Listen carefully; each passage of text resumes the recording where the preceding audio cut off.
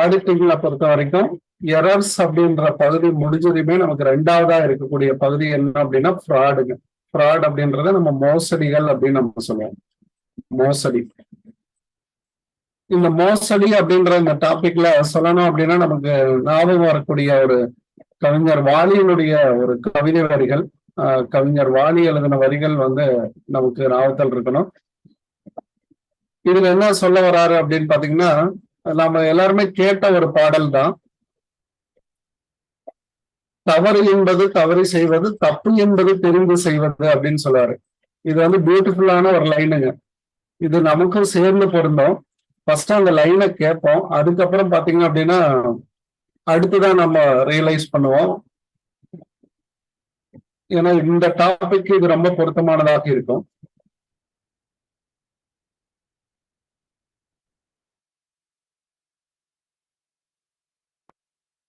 தவறு என்பது தவறி செய்வது, தப்பு என்பது தெரிந்து செய்வது. தவறு என்பது தவறி செய்வது, தப்பு என்பது தெரிந்து செய்வது. தவறு செய்தவன் திருந்த பார்க்கணும், தப்பு செய்தவன் வருந்தியாகணும். நல்ல நல்ல பிள்ளைகளை இதுல அழகான ஒரு லைன் அருமையா சொல்லியிருப்பாரு. என்ன அப்படின்னு பாத்தீங்க அப்படின்னா, இந்த ஃப்ராட் எப்ப நடக்கும், அதே சமயம் இந்த எரர்ஸ் அப்படின்றது எப்ப நடக்கும் அப்படின்றத சொல்லுவாரு இந்த லைன்ல. எரர்ஸ் அப்படின்றது தவறி செய்யறது, அதனாலதான் அதுக்கு பேரு கிளரிக்கல் எரர் அப்படின்னு ஒரு வார்த்தை சொல்லுவாங்க. ஒரு எழுதும் போது நடக்கக்கூடிய தவறுதலாக நடந்தது அப்படின்னு அர்த்தம். அது வந்து தவறு. இந்த தவறை நம்ம என்ன பண்ணிக்கலாம் அப்படின்னா திருத்தி கொள்ளலாம் அப்படின்னு அர்த்தம். தப்பு அப்படின்றது நீங்க என்ன செய்ய முடியாது அப்படின்னா அதை வந்து தெரிந்து செய்வது அப்படின்னு சொல்லுவோம். இன்டென்ஷன் அப்படின்னு ஒரு வார்த்தைங்க. இந்த வார்த்தையை கொண்டுதான் அது உருவானது. தெரிந்தே செய்வதுதான் தவறு, அல்லது யாரேனும் ஒருத்தர் செய்ய சொல்லி செய்வதுதான் தவறு அப்படின்னு நம்ம சொல்லுவோம். இந்த கான்செப்டினுடைய அடிப்படையில தான் வந்து இந்த ரெண்டு கான்செப்டுமே நமக்கு இருக்குங்க. இப்போ பின்னாடி இருக்கிற லைன் நமக்கு ரொம்ப பொருத்தமாக இருக்கும். இது டிஆர்பி நம்ம போயிட்டு வந்திருக்கோம். அதாவது சிவி எல்லாம் அட்டன் பண்ணிட்டு வந்ததுக்கு அப்புறம் தான் இது உண்மையாவே நம்ம வந்து உணர்ந்திருப்போம். தெரிஞ்சு தவறு பண்ணுனேன், அதை நான் திருத்த பார்த்திருக்கணும் அப்படின்னு நம்ம சொல்லுவோம். தொடர்ந்து அதே தவறையா பண்ணோம் அப்படின்னா அடுத்த டிஆர்பி உங்களுக்காக காத்துட்டு இருக்கோம் இல்லையாங்க. நெக்ஸ்ட் டிஆர்பி அப்படின்றத உங்களுக்காக காத்துட்டு இருக்கோம். அது வரைக்கும் நீங்க போயிடாதீங்க. தவறுகளை தொடர்ந்து செஞ்சுட்டே இருந்தோம் அப்படின்னா கண்டிப்பா வருந்தியே ஆகணும் அப்படின்னு அர்த்தம். தெரிஞ்சே செய்யறோம் அப்படின்றதான் அதனுடைய பொருளுங்க. இந்த பாடல் வரிகள் வந்து நமக்கான வரிகளும் கூட அப்படின்றத மனசுல வச்சுக்கோங்க. அப்போ இதுல ஃப்ராட் அப்படின்னு சொல்றதுல கண்டிப்பா என்ன இருக்கும் அப்படின்னா இன்டென்ஷன் அப்படின்றது இருக்கும். இன்டென்ஷன் அப்படின்னு ஒண்ணு இருக்கும். அதுல என்ன சார் இருக்கும் அப்படின்னா இன்டென்ஷன்ல இருக்கும். அவ்வளவுதாங்க வார்த்தை. சில தவறுகளை வந்து நம்ம என்ன சொல்லிடுவோம், டென்ஷன்ல திரும்பிடுவோம். உடனே அந்த ஃபைல் எடுத்துட்டு வாங்க, இதை கொண்டு வாங்க, அதை கொண்டு வாங்க அப்படின்னா ஒரு அர்ஜு பண்ணாங்கன்னு பாருங்க. அவசரம் காட்டப்பட்டால் அதுல என்ன இருக்கும் அப்படின்னா, அவசரம் காட்டப்பட்டால் அதுல தவறு நடக்கிறதுக்கான வாய்ப்புகள் இருக்கும். அப்ப இது வேண்டுமென்றே செய்வது. இன்டென்ஷன் அப்படின்னா வேண்டுமென்றே செய்வது அப்படின்னு அர்த்தம். Is it clear or not? சொல்ற கான்செப்ட் உங்களுக்கு புரியுதாங்க? புரியுது சார். இன்டென்ஷனா பண்ணா அது தவறுங்க. இன்டென்ஷனா பண்ணீங்க அப்படின்னா இன்டென்ஷன்ல பண்ணிட்டோம் அப்படின்னா தவறு. பண்ணோம் அப்படின்னா வேண்டுமென்றே செய்வது அப்படின்னு அர்த்தம். வேண்டுமென்றே செய்வதுதான் வில்ஃபுல் அப்படின்னு அர்த்தம்.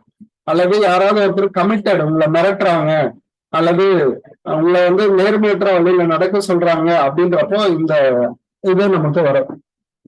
இது இந்த பகுதிக்கானது மட்டும் இல்ல, எல்லாம் நம்மளோட வாழ்க்கைக்கானதும் கூட. இந்த வரிகளை எப்போதுமே மனசுல வச்சுக்கோங்க. தவறு என்பது தவறை செய்வது. ஒரு கொஸ்டின் தவறாகலாம், தெரிஞ்சே ரெண்டு ஆப்ஷன்ல இதுவா அதுவா அப்படின்னு சொல்லி நம்ம தவறு பண்ணிட்டே வரக்கூடாது. தப்பு என்பது தெரிந்து செய்வது. திரும்ப திரும்ப ஒவ்வொரு எக்ஸாமும் நம்ம போயிட்டே இருக்கக்கூடாது. இதுதான் கடைசியா இருக்கணும். அதனால இந்த பின்னாடி வரக்கூடிய வாசகம் நமக்கானதும் கூட. அதனால நம்மள நம்பிதான் நல்ல நல்ல பிள்ளைகள்லாம் இருக்கு. அவங்களோட வாழ்க்கை நம்ம கையில தான் இருக்கு. அதனால நல்லா படிங்க. நல்ல ஒரு முன்னேற்றத்திற்கான ஒரு நிகழ்வாக இன்றைய நாள் அமையும். இன்றைக்கு ஒரு மிக முக்கியமான ஒரு நாள். அதனால வெற்றி மேல் வெற்றி உங்களுக்கும் கிடைக்கட்டும் அப்படின்னு சொல்லிட்டு இன்றைய வகுப்பை நம்ம தொடங்குவோம். ஓகே, ஃப்ராட் அப்படின்றது பாத்தீங்கன்னா இன்டென்ஷன்ல நடக்கிறது. இங்க நம்ம கொடுத்துருக்க dishonest employee to deceive somebody. அந்த எம்ப்ளாயியே நேரடியா என்ன பண்ணலாம் அப்படின்னா நேர்மையற்ற வழியில போலாம், நேர்மையற்ற வழியில நடக்கலாம், அல்லது டிசீவ் சம்படி செய்ய சொல்லலாம். செய்ய சொல்லுதல், யாராவது ஒருத்தர் இந்த மாதிரி செய்யுங்க அப்படின்னு சொன்னதுக்கு அப்புறம் கூட அவர் என்ன பண்ணுவாரு, அந்த ஃபால்ஸ் ரெப்ரசன்டேஷனை செய்வாரு, தவற செய்ய ஆரம்பிப்பார். Thus detection and prevention of ஃப்ராடுங்கிறத is great importance and constitute and important duty of auditor. ஒரு ஆடிட்டர் அப்படின்றவங்க ரெண்டையுமே கண்டுபிடிக்கணும். எரர்ஸ்லயும் ப்ரிவென்ஷன் அண்ட் டிடக்ஷன் இருக்கும். அதாவது ப்ரிவென்ஷன் அண்ட் டிடக்ஷன் அப்படின்றது வரக்கூடியதுக்கு முன்னாடியே நீங்க சொல்லணும், அதே சமயம் இருந்ததையும் கண்டுபிடிக்கணும். ப்ரிவென்ஷன் அண்ட் டிடக்ஷன் அப்படின்னு நம்ம சொல்லுவோம். வரத்துக்கு முன்னாடியே கண்டுபிடிக்கணும், அதே சமயம் தவறு இருந்த இடத்தையும் நீங்க சுட்டி காட்டணும். இதுதான் ஒரு ஆடிட்டரோட ரோல். இந்த ரெண்டு ரோலுமே அவருடைய டியூட்டியில இருக்கும். ஃப்ராட்லயும் இருக்கும், அதே சமயம் எரர்ஸ்லயும்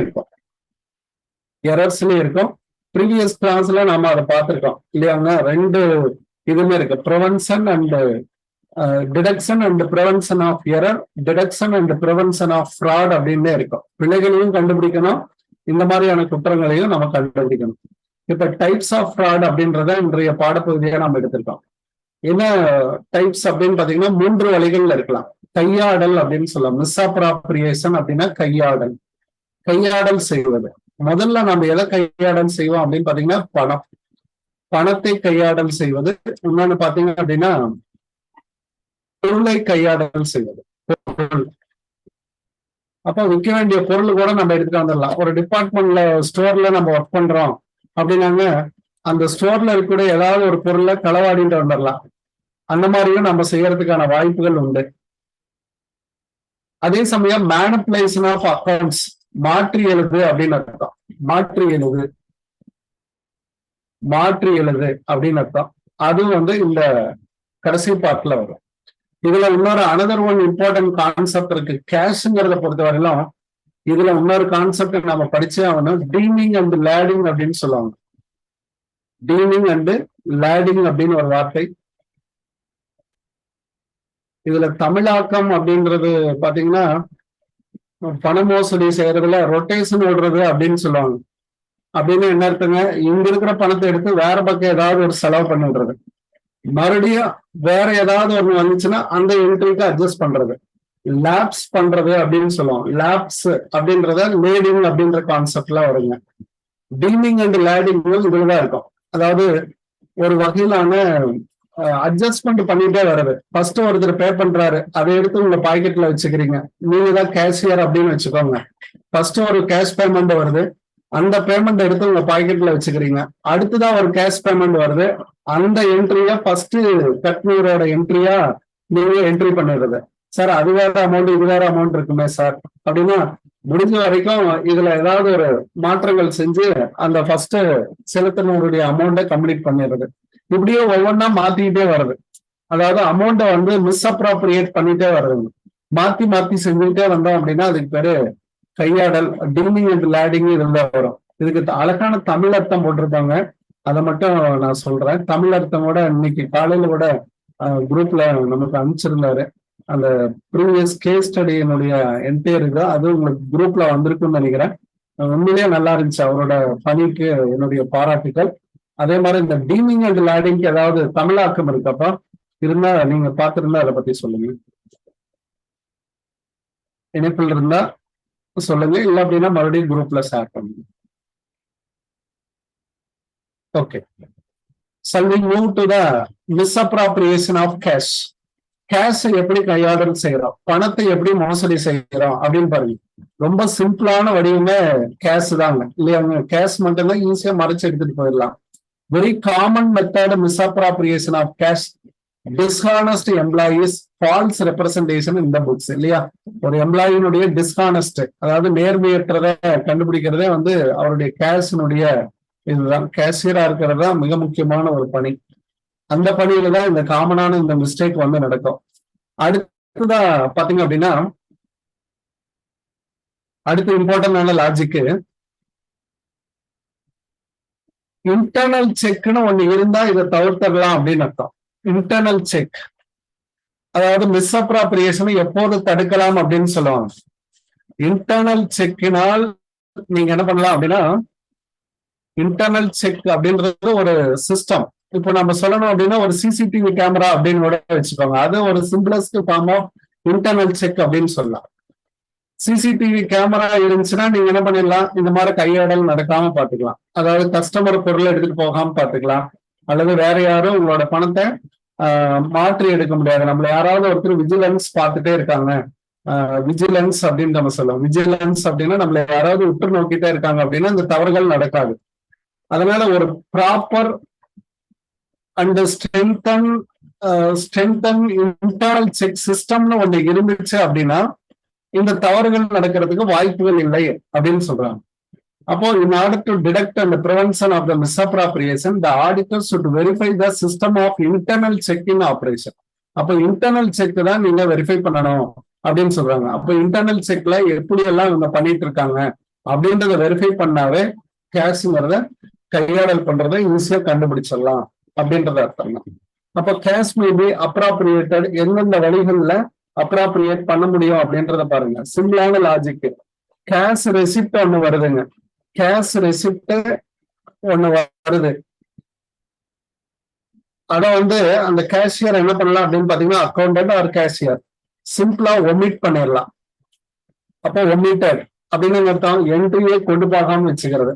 அப்படின்னு ஒரு 2 நாளைக்கு நம்ம பாக்கெட்ல வச்சுக்கலாம், அதுக்கப்புறம் அதை என்ட்ரி பண்ணிக்கலாம் அப்படின்னு நினைக்கிறது. அடுத்துதான் ரெண்டாவது பாத்தீங்க அப்படின்னா, அந்த கேஷ் ரெசிப்ட்ல லெஸ் அமௌண்ட் எழுதுறது. அவர் ஒரு 10,000 ரூபாய் கொடுத்திருக்காருன்னு பாருங்க, நீங்க என்ன பண்ணுங்க, இப்போதைக்கு 5,000 ரூபாய் தான் கொடுத்திருக்காரு, மறுபடியும் ஒரு 5,000 ரூபாய் அப்புறமா தரேன் அப்படின்னு சொல்லியிருக்காரு அப்படின்னு சொல்லி நீங்களாவே ஒரு சிஸ்டத்தை கிரியேட் பண்ணி மாத்தி எழுதுறது. அப்போ entering less amount what they actually been received. அப்போ வாட் தே எவ்வளவு நீங்க ரிசீவ் பண்றீங்களோ அது இல்லாம அதை விட குறைவான அமௌண்ட் எழுதுறது. அடுத்ததான் பாத்தீங்க அப்படின்னா ஃபால்ஸ் என்ட்ரி வித்தவுட் பேமெண்ட், அதாவது பேமெண்ட் நடந்த மாதிரி எழுதுறது. அப்போ மேக்கிங் பேமெண்ட் அப்படின்னு சொன்னீங்கன்னா உங்களுக்கு என்ன நடந்திருக்கணும், செலவு நடந்திருக்கணும், அதுக்கு ஃபால்ஸ் என்ட்ரி எழுதுறது. ஃபால்ஸ் என்ட்ரி, சார் இன்னைக்கு ஒரு எக்ஸ்பென்சஸ் நடந்துருச்சு அப்படின்னு சொல்லி செலவு கணக்கு எழுதுறது. செலவு கணக்கு எழுதி அந்த பணத்தை நீங்க எடுத்து பாக்கெட்ல போட்டீங்க அப்படின்னா இதுதான் வரும். அதாவது அப்ராப்ரியேட் ஆஃப் கேஷ் அப்படின்றதுல தான் வரும். மேக்கிங் பேமெண்ட் ஃபால்ஸ் என்ட்ரியா கொடுக்கறது, தவறான என்ட்ரியை கொடுக்கறது. டிராவலிங் போன மாதிரி என்ட்ரி போட வேண்டியது, இதெல்லாம் வந்து நார்மலா நடக்கும். இது யூஸ்வலாவே நமக்கு நடக்கக்கூடியதுதான். More amount what actually paid, அப்ப லெஸ் அமௌண்ட் பண்ற மாதிரி அதிகமான அமௌண்ட்டை நீங்க பே பண்ணலாம். நீங்க என்ன செய்யலாம்னு பாருங்க, இங்க லெஸ் அமௌண்ட் ரெசிப்ட்ல லெஸ் அமௌண்ட் பண்ண மாதிரி கேஷ் பேமெண்ட்ல நீங்க என்ன பண்ணலாம் அப்படின்னா மோர் அமௌண்ட் எழுதலாம். கேஷ் பேமெண்ட் அப்படின்றத எடுத்துக்கோங்க. அப்போ செலுத்தல்கள்ல நீங்க என்ன பண்ணலாம், மோர் அமௌண்ட் எழுதலாம். அப்போ வாட் தே இன்கர்ட் அப்படின்னு அர்த்தம். வாட் ஆக்சுவலி இன்கர்ட், எவ்வளவு நீங்க இன்கர்ட் ஆயிருக்கீங்களோ அது இல்லாம நீங்க என்ன பண்ணலாம் அப்படின்னா டபுளா எழுதுறது, அமௌண்ட் அதிகமா எழுதுறது. அப்போ உங்களுக்கு ஒரு பணம் உங்க கையில இருக்கும். இந்த வழிகள் எல்லாம் நீங்க என்ன பண்ணலாங்க, மிஸ்அப்ராப்ரியேஷன் ஆஃப் கேஷ்ங்கிறதுக்கு வாய்ப்புகள் உண்டு. 2 ஆஸ்பெக்ட்ஸா எடுத்துக்கோங்க. சிம்பிளான லாஜிக்கா சொல்லணும் அப்படின்னா 2 ஆஸ்பெக்ட்ஸ்ல எடுத்துக்கோங்க. ஒரு ஆஸ்பெக்ட்ஸ் என்ன அப்படின்னு பாத்தீங்கன்னா பேமெண்ட் ரெசிப்ட் அப்படின்னு வச்சுக்கோங்க. ரெசிப்ட் ரொக்க பெறுதல் அப்படின்னா ஒமிட் பண்ணிடுறது. அடுத்ததா பாத்தீங்கன்னா லெஸ் அமௌண்ட் எழுதுறது. ஓகே. ரெண்டாவது செலவு, அப்ப ரொக்க செலுத்தல்கள்னா மோர் அமௌண்ட் எழுதுறது, ஃபால்ஸ் என்ட்ரி எழுதுறது, பேமெண்ட் நடந்த மாதிரி எழுதுறது. இந்த 4 வழிகள்ல தான் கேஷ் அப்ராப்ரியேஷன் நடக்கிறதுக்கான வாய்ப்புகள் உண்டு. இது எல்லாமே நான் கொடுத்ததான். ஒமிட்டிவ் கேஷ் வந்துருச்சான்னு பாருங்க. பணம் எழுதாம விட்டுறது. அடுத்ததான் receipt side of the cash புக்ல லெஸ் அமௌண்ட் எழுதுறது. இங்க பாருங்க, receipt side of the cash புக்ல லெஸ் அமௌண்ட் எழுதுறது. அப்போ இந்த ரெண்டும் சேர்ந்து நமக்கு எதுல வருங்க? கேஷ் ரெசிப்ட்ல வரும். கேஷ் ரெசிப்ட்ல வரும். இந்த ரெண்டும் பாத்தீங்க அப்படின்னா உங்களுக்கு கேஷ் பேமெண்ட்ல வரும். கேஷ் பேமெண்ட்ல வரும். சிம்பிளா ஞாபகத்துல வச்சுக்கிட்டீங்கன்னா இது திரும்ப திரும்ப படிக்க வேணுங்கிறதே இல்லைங்க. பிக்டீசியஸ் என்று சிற்சில செலவுகளை நம்ம போட்டிருப்போம் இல்லையாங்க. பிக்டீசியஸ் சிற்சில செலவுகள் அப்படின்னு சொல்லலாம், அல்லது பற்பல செலவுகள் எப்படி வேணாலும் வச்சுக்கோங்க. அதெல்லாம் கேஷ் புக்ல வந்து பேமெண்ட் சைட கேஷ் புக் அதுல வந்து ரெக்கார்ட் பண்றது extra. No amount is paid. இந்த இடத்துல பாருங்க, நோ அமௌண்ட் இஸ் பெய்டு, ஆனா பெய்டு ஆன மாதிரி காட்டுறது. Cash book is credited 44,000 amount paid to mister X. Goods purchased on credit. நாம வந்து அவருக்கு கடனுக்கு நாம என்ன பண்ணிருக்கோம்? ரா மெட்டீரியலா பர்ச்சேஸ் பண்ணிருக்கோம், குட்ஸ பர்ச்சேஸ் பண்ணிருக்கோம். அவருக்கு நம்ம பே பண்ணணும். அவருக்கு என்ன பே பண்ணவே இல்லை, ஆனா நீங்க என்ன பண்றீங்க? பேமெண்ட் ஆன மாதிரி கணக்கு எழுதுறீங்க அப்படின்னா the cashier misappropriate 44,000 of cash has paid to Mr. X. அவருக்கு தர வேண்டிய பணத்தை இவர் எடுத்துக்குவார் அப்படின்னு அர்த்தம். இது வந்து டீலிங் வித் லாடிங் அப்படின்ற ஒரு ப்ராடு சொன்னேன். இது என்ன அப்படின்னா, cash received from one customer is misappropriated and remittance received from another debtors is posted to the first debtors account. டெட்டார்ஸ்னா நத்திங் பட் கஸ்டமர்னே வச்சுக்கோங்க, ரெண்டும் ஒண்ணுதான், கஸ்டமர். அப்போ ஒரு கஸ்டமர்கிட்ட வாங்கின பணத்தை நீங்க எடுத்துட்டு அடுத்த ஒரு கஸ்டமர் பணத்தை கொடுக்குறாரு அப்படின்னா அவரோட பணத்துக்கு நீங்க அட்ஜஸ்ட் பண்றது. இது வந்து நார்மலாவே நடக்கும். இதுதான் டீலிங் வித் லாடிங் அப்படின்ற ஒரு வார்த்தையில நம்ம சொல்லி முடிக்கிறோம். அப்ப இது அப்ரோப்ரியேஷனை எப்படி சார் நான் கண்டுபிடிக்கிறது? ஒரு ஆடிட்டராக இருந்தேன் அப்படின்னா எப்படி எல்லாம் நான் லொக்கேட் பண்ணலாம்? லொக்கேட் அப்படின்னு நம்ம சொல்லணும். பெற்றதை கையாடி மற்றதை மாற்றுதலுங்களா? வெரி குட்மா, தேங்க்யூ. புஷ்பவல்லி மேடம் அனுப்பிச்சிருக்காங்க.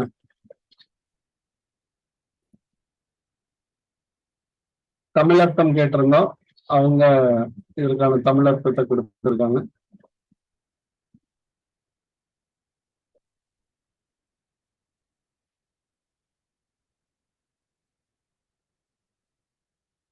இதுதான் உண்மையான தமிழ் மீனிங். அதோட ப்ராவர்பு மாதிரி வருங்க, அதனால அது கேட்டிருந்தேன். பெற்றதை கையாடி மற்றதை மாற்றுதலுங்க, மாற்றல் அப்படின்னு அர்த்தம்.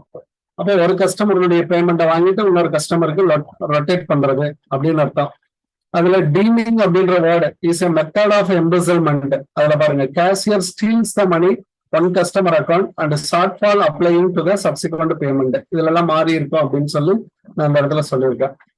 ஆரம்பத்துல நடக்கிறது டீலிங்ல தான் இனிஷியல் தட்டு நடக்கும், அதுக்கப்புறம் அடுத்தடுத்ததுல நடந்துட்டு போயிட்டே இருக்கும். இது எப்படி சார் ஒரு ஆடிட்டரை வந்து லொக்கேட் பண்ணுவாரு? என் ஆடிட்டர் லொக்கேட் அப்படின்னு கூட நம்ம சொல்லலாம். இது எப்படி எல்லாம் ஒரு லொக்கேட் பண்ணலாம் அப்படின்னா, first check the cash book, rough cash book அப்படின்னு ஒண்ணு இவர் ப்ரிப்பேர் பண்ணுவாரு. ரஃப் கேஷ் புக்கை இவர் ப்ரிப்பேர் பண்ணுவாரு. சார் அவ்வளவு கேஷ் என்ட்ரி எப்படி சார் நம்ம ப்ரிப்பேர் பண்றது அப்படின்னா, அதுக்கு இன்டர்னல் ஆடிட்டிங் சிஸ்டம்னு ஒண்ணு இருக்கும் இல்லையாங்க. இவர் வந்து ரஃபா ஒரு கால்குலேஷன்ல ரேண்டம் செக் அப்படின்னு சொல்லுவோம் இல்லைங்களா, ரேண்டமா சில என்ட்ரிகள் எடுத்து ஒரு என்ன பண்ணுவாரு அப்படின்னா ஒரு ரஃப் கேஷ் புக் ஒண்ணு போடுவாரு. அந்த என்ட்ரி மட்டும் உங்களோட கேஷ் புக்ல ப்ராப்பரா இருக்காங்கிறது செக் பண்ணுவாரு. இவ்வளவுதாங்க. லொக்கேட் ஆடிட்டர் என்ன செய்வார் அப்படின்னா, அவர் ஒரு ரஃப் கேஷ் புக் ஒர்க் பண்றாரு, செக், அதுக்கப்புறம் அதனுடைய என்ட்ரியை வச்சுக்கிட்டு என்ன பண்றாரு அப்படின்னா செக் கேஷ் புக்கை செக் பண்றாரு. நான் சொல்ற கான்செப்ட் உங்களுக்கு புரியுதாமா?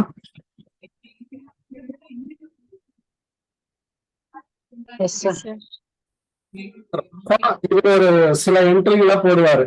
அந்த என்ட்ரிய ரேண்டமா வச்சுக்கிட்டு என்ன பண்ணுவாரு, ஒரிஜினல் கேஷ் புக்லயும் அந்த என்ட்ரி இருக்கா அப்படின்றது அந்த அந்த தேதி போனோம்னா அந்த என்ட்ரி இருக்கணும். இல்லை அப்படின்னா என்ன ஆகும், இதுல ஏதோ தவறு நடந்திருக்கு அப்படின்றத ஈஸியா லொக்கேட் பண்ணிடலாம். எக்ஸாம்பிள் சேல்ஸ்மேன் ரிப்போர்ட்டை பார்க்கலாம்.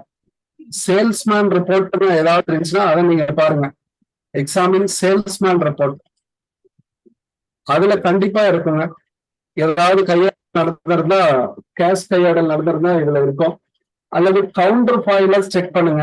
கவுண்டர் ஃபாயில்ஸ் அப்படின்னா பேங்க்ல கட்டி இருக்கீங்க அப்படின்னா கவுண்டர் ஃபாயில்ஸ் அப்படின்னு நம்ம சொல்லுவோம். அது மாதிரி நீங்க கொண்டு வந்து கேஷியர்கிட்ட கட்டி இருக்கீங்க, அந்த கவுண்டர் ஃபாயில்ஸ் ஏதாவது ரெசிப்ட் புக்னு ஏதாவது இருந்தா அதை பாருங்க. இன்வாய்சஸ் பார்க்கலாம். பேமெண்ட் எல்லாம் இன்வாய்சஸ்ல இருக்கும் இல்லையாங்க, பேமெண்ட் எல்லாம் இன்வாய்ஸ்ல இருக்கும். ரேண்டமா செக் பண்றப்ப இதுல எல்லாம் எடுத்து செக் பண்ணணும், அவ்வளவுதாங்க. அப்ப ரஃப் கேஷ் புக் யாரு ஒர்க் அவுட் பண்றாங்க அப்படின்னு பாத்தீங்கன்னா ஆடிட்டர் தான் ஒர்க் அவுட் பண்றாரு. அதை ஒர்க் அவுட் பண்ணி அந்த என்ட்ரியை ஒரிஜினல் கேஷ் புக்ல போய் கண்டுபிடிக்கிறாரு. அப்படி கண்டுபிடிச்சா மிஸ்அப்ராப்ரியேஷன் சொல்லலாம். பாத்தீங்கன்னா மிஸ்அப்ராப்ரியேஷன் ஆஃப் கேஷ் நடக்காம பாத்துக்கிறதுக்கு என்ன வழி அப்படின்னு சொன்னோம் அப்படின்னா, இன்டர்னல் செக் ப்ராப்பரா ஸ்ட்ராங்கா இருந்துச்சு அப்படின்னா ஸ்ட்ராங் இன்டர்னல் செக்கின் மூலமா இதை தடுக்க முடியும். இந்த விஷயங்கள் மட்டும் தெரிஞ்சா போதுமானது. இதுல வேற ஏதாவது தகவல் வேணும்னா நீங்க கேட்டுக்கலாம், டவுட்ஸ் இருந்தாலும் கேட்டுக்கோங்க. அப்ப பேமெண்ட்லயும் நடக்கிறதுக்கு வாய்ப்பு இருக்கு, ரெசிப்ட்லயும் நடக்கிறதுக்கு வாய்ப்பு இருக்கு. பேமெண்ட்ங்கிறப்போ அமௌண்ட் அதிகமா எழுதுறது. அடுத்ததா பாத்தீங்க அப்படின்னா இன்னொரு வகையில பாத்தீங்க அப்படின்னா பேமெண்டே நடக்கல, ஆனா அந்த பணத்தை பேமெண்ட் நடந்த மாதிரி காட்டுவாரு. Receipt சைட்லயும் less அமௌண்டா எழுதிடுவாரு. இதெல்லாமே நடக்கும். அடுத்தது குட்ஸ், பொருளை எப்படி எல்லாம் மிஸ்அப்ராப்ரியேட் கையாடல் செய்யலாம் அப்படின்றத இங்க நம்ம கொண்டு வரோம். அப்போ ஃப்ராடு இதுலயும் நடக்கிறதுக்கான வாய்ப்புகள் இருக்கு. எப்போ இது நடக்கும் அப்படின்னு பாத்தீங்கன்னா மோர் ப்ரீசியஸ் குட்ஸுங்க. நம்ம தங்கம் வெள்ளி இந்த மாதிரியான நகைகளை எல்லாம் வச்சிருக்கோம், ப்ரீசியஸா சில இடங்கள்ல நம்ம வச்சிருக்கோம் அப்படின்னா அந்த இதுல அதிகமா நடக்கிறதுக்கு வாய்ப்புகள் உண்டு அப்படின்றான். ரெண்டாவது அதனுடைய வேல்யூ எப்படி சொல்லலாம், லெஸ் பல்கியா இருக்கணும். எப்படி இருக்கணும், லெஸ் பல்கி, பல்கா இருக்கக்கூடாது சார். ஓகே. அதே சமயம் டயர் ஆஃப் வேல்யூ இருந்துச்சுன்னா நடக்கிறதுக்கு வாய்ப்புகள் உண்டு. அந்த பொருள் அந்த குட்ஸ் வந்து பல்கா இல்லாம வேல்யூ அதிகமா இருந்துச்சுன்னா அதுல ஃப்ராடு நடக்கிறதுக்கு வாய்ப்புகள் உண்டு. அததான் இந்த இடத்துல நம்ம சொல்லியிருக்கோம். லெஸ் பல்கி ஹை வேல்யூ இருந்துச்சுன்னா நடக்கிறதுக்கு வாய்ப்புகள் உண்டு. இது வந்து ஆடிட்டராலேயே கண்டுபிடிக்கிறது கொஞ்சம் கஷ்டம். ஏன்னா ஆடிட்டர் வந்து அக்கௌண்ட்ஸ் தான் பார்ப்பாரு. அதுல வந்து இது இந்த பொருள் எல்லாம் கையாடல் போயிருக்கா இல்லையான்றதை அவர் கண்டுபிடிக்க முடியாது. ஜென்ரலா பாத்தீங்க அப்படின்னா க்ளோசிங் ஸ்டாக் தான் வெரிஃபை பண்ணுவாரு, அதை மட்டும் தான் செய்ய முடியும். அதுவும் பாத்தீங்க அப்படின்னா இன்டர்னல் வெரிஃபிகேஷன்ல தான், internal control, internal check, internal control எஃபிஷியண்டா இருந்தா ஒருவேளை நமக்கு பாசிபிள். பீரியாடிக்கல் ஸ்டாக் வெரிஃபிகேஷன் பண்ணணும். Internal check system, adequate security arrangements இருந்தா இந்த ஃப்ராடை நம்ம என்ன பண்ணலாம், எலிமினேட் பண்ணலாம். அதாவது நீக்கலாம் அல்லது குறைக்கலாம், நீக்கலாம் அல்லது குறைக்கலாம். சிம்பிளஸ்ட் ஃபார்ம் ஆஃப் இன்டர்னல் செக்னு இன்னைக்கு வந்து சிசிடிவி கேமரா தாங்க. அல்லது எல்லாத்தையுமே வந்து ப்ராப்பரா ரெக்கார்ட் பண்றதுங்க. எந்த பொருள் வந்து நம்மளோட கேட்டை விட்டு வெளியே போகுது அப்படின்னாலுமே அதுக்கு ப்ராப்பரா கேட் பாஸ் வாங்கி அனுப்புவாங்க. இது ஸ்டோர்ஸ் லெட்ஜர்ல நம்ம கிளியரா நடத்தியிருப்போம். அதுல காஸ்ட் அக்கௌண்டிங்ல இருக்கும். அந்த மெத்தடை நீங்க பார்த்துக்கோங்க. அது எல்லாமே ஸ்டாக் வெரிஃபிகேஷனுக்கு ரொம்ப முக்கியம். பர்ச்சேஸ் ஆர்டர் எங்க கொடுக்கணும், அதுல இருந்து எப்படி வரும், எங்க வெளியே போகும் அப்படின்றத முதற்கொண்டு நம்ம அதுல எல்லாம் சொல்லியிருப்போம். மெட்டீரியல் கண்ட்ரோல்ல சொல்லியிருப்போம். அது மாதிரி ப்ராப்பரான material control system, stock verifications இருந்தா இந்த தவறுகள் நடப்பதற்கு வாய்ப்புகள் உண்டு. தடுக்கலாம் அல்லது குறைக்கலாம். இன்வர்ட் அவுட்வர்ட் ரெஜிஸ்டரா நீங்க பாருங்க. ஆடிட்டரா நீங்க பார்க்கணும் அப்படின்னு நினைச்சீங்க அப்படின்னா inward outward register of goods. அப்ப இது என்னங்க, பர்ச்சேஸ் ரெசிப்ட், பர்ச்சேஸ். அடுத்த இன்வர்டுனா நமக்கு வந்து உள்ள வருதுங்க பர்ச்சேஸ். அடுத்தது அவுட்வர்டுனா நமக்கு சேல்ஸ் ரெஜிஸ்டருங்க. சேல்ஸ் ரெஜிஸ்டர் நீங்க செக் பண்ணாவே போதுமானது. அல்லது ஆடிட் நோட்ஸ் இருந்தா கூட நீங்க செக் பண்ணலாம். நீங்க பார்த்து ஏதாவது குறிச்சு வச்சிருக்கீங்க, அதனுடைய அடிப்படையில சில டிடக்ஷன்ஸ் ஏதாவது இருந்தா செய்யலாம். மேல கேஷ் புக்ல கண்டுபிடிக்கிறது ஈஸி, இதுல கண்டுபிடிக்கிறது கஷ்டம். ஓகே. ஆடிட்டரோட ரோல் இதுல ரொம்ப டிஃபிகல்ட்டா இருக்கும். இன்டர்னல் செக் சிஸ்டத்தை நீங்க என்கொயரி பண்ணலாங்க. என்கொயரி பண்ணா நீங்க ஈஸியா கண்டுபிடிச்சிடலாம். அடுத்ததான் இன்னொரு வழிகள்ல எப்படி கண்டுபிடிக்கலாம் அப்படின்னு சொல்றாங்க அப்படின்னா, as an auditor, if you want to control, sorry, if you want to detect the misappropriation of goods அப்படின்னா ஒரு 2 பீரியட் வச்சுக்கோங்க. பீரியட் 1, பீரியட் 2 அப்படின்னு ஒண்ணு வச்சுக்கோங்க. அதாவது ஒரு 3 months சர்க்கிள் அப்படின்ற மாதிரி வச்சுட்டு அதுல நீங்க என்ன பண்ணுங்க அப்படின்னா கிராஸ் ப்ராஃபிட்டுடைய பர்சன்டேஜா பாருங்க. கிராஸ் ப்ராஃபிட்டினுடைய பர்சன்டேஜ் செக் பண்ணுங்க. இதுல எவ்வளவு இருக்கு, இதுல எவ்வளவு இருக்குன்னு பாருங்க. இந்த ரெண்டினுடைய difference gross profit to sales இல்லையாங்க. அப்படி நீங்க இந்த ரெண்டினுடைய பர்சன்டேஜ்ல ஏதாவது டிஃபரன்சஸ் இருந்துச்சு, அதாவது ஹியூஜ் டிஃபரன்சஸ் இருந்துச்சு அப்படின்னா அதை வந்து நீங்க என்ன பண்ணலாம், ப்ராப்பரா இன்வெஸ்டிகேட் பண்ணுங்க. டிஃபரன்ஸ் இருந்தால் நீங்க என்ன செய்யலாம், அதை இன்வெஸ்டிகேட் பண்ணா ஒருவேளை மிஸ்அப்ரோப்ரியேஷன் ஆஃப் கூட்ஸ் இருந்தா உங்களால கண்டுபிடிக்க முடியும். ஓகே, ஆடிட்டரா இருந்தா இதை நீங்க செஞ்சு பார்க்கலாம். அப்ப இதுல என்ன நடந்திருக்குன்னு பாருங்க. ஓப்பனிங் ஸ்டாக், க்ளோசிங் ஸ்டாக் கண்டிப்பா வந்திருக்கும் கிராஸ் ப்ராஃபிட்ல. அது ரெண்டும் எஃபெக்ட் ஆயிருக்கும். அதனால நீங்க என்ன பண்ண முடியும், இதுல ஏதாவது டிஃபரன்ஸ் இருக்கு அப்படின்னு நீங்க தெரிய வந்தா அதை கண்டுபிடிக்கலாம்ன்றா. Is it okay? இந்த பார்ட் உங்களுக்கு புரியுதாங்க? Misappropriation of goods. அடுத்தது மேனிப்புலேஷன். மேனிப்புலேஷனை பொறுத்த வரைக்கும் மாத்தி எழுதுறது இல்லையாங்க. ஃப்ராட் பண்ணுங்கிறது முடிவு பண்ணிட்டோம் இல்லையாங்க. ப்ரிப்பரேஷன் ஆஃப் எப்படி சொல்லலாம் அப்படின்னா, to show more profit, less profit, even loss, there is no loss.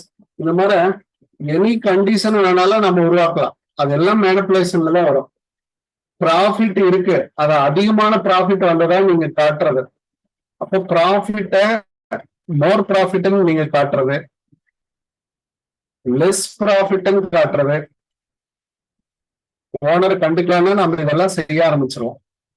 No profit அப்படின்னு கூட நீங்க காட்டலாம். Sometimes no loss, no profit, இந்த மாதிரி எல்லாம் சில டாபிக்ஸ் சொல்லுவோம். இது வந்து பாத்தீங்கன்னா ஹையர் அபிஷியல் லெவல்ல தான் அதிகமா நடக்குதுங்களா. இந்த மேனிப்புலேஷன் ஆஃப் அக்கௌண்ட்ஸ் பாத்தீங்கன்னா ஹையர் அபிஷியல்ஸ் லெவல்ல தான் அதிகமா நடக்குதுன்றான். ஹையர் அபிஷியல்ஸ் அப்படின்னா நம்ம என்ன சொல்லுவாங்க, கேபி key resource பர்சனுங்களா.